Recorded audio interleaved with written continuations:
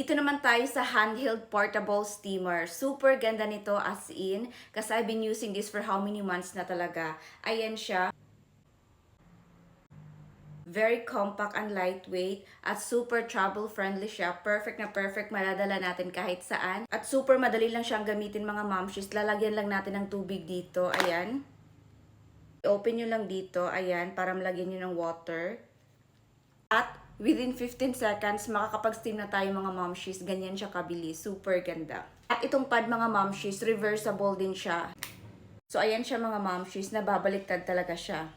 So eto siya, or eto. So pili lang kayo kung anong preferred nyo. Turn on lang natin dito mga momshies. Ayan. Tapos ipipress natin dito. And it's ready to go. And makakapag-start na tayo mga momshies.